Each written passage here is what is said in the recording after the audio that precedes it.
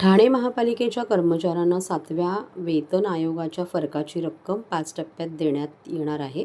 त्याचा दुसरा टप्पा 28 मार्चला देण्यात आला, तर अद्याप उर्वरित 3 टप्पे बाकी आहेत.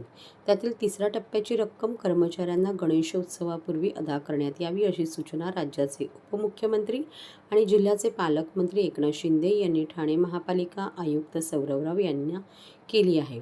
याबाबतचे एक निवेदन माजी महापौर अशोक वैती व माजी विरोधी पक्षनेता मनोज शिंदे, संपर्क प्रमुख ठाणे लोकसभा यांच्या उपस्थितीत शिवसेनेच्या शिष्टमंडळाने आयुक्त राव यांची भेट घेऊन गुरुवारी त्यांना सादर केले आहे. तसेच उपमुख्यमंत्री एकनाथ शिंदे यांनी केलेल्या सूचनांची अंमलबजावणी करावी, अशी मागणी ही शिष्टमंडळाने यावेळी केली आहे.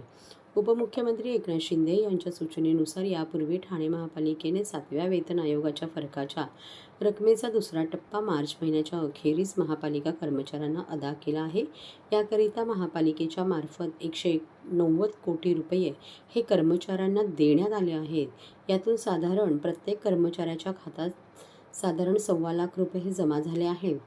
त्यापूर्वी देण्यात आलेल्या फरकाच्या पहिल्या टप्प्यात 140 कोटी रुपये हे कर्मचाऱ्यांना अदा करण्यात आले होते.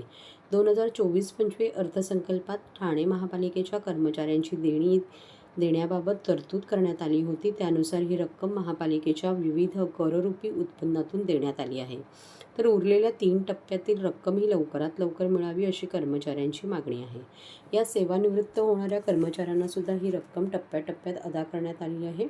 दरम्यान या फरकाच्या तिसऱ्या टप्प्यातील रक्कम आगामी गणेशोत्सवापूर्वी कर्मचाऱ्यांना अदा करण्यात यावी, अशी सूचना उपमुख्यमंत्री ठाणे जिल्ह्याचे पालकमंत्री एकनाथ शिंदे यांनी महापालिका आयुक्त सौरव राव यांना केली आहे.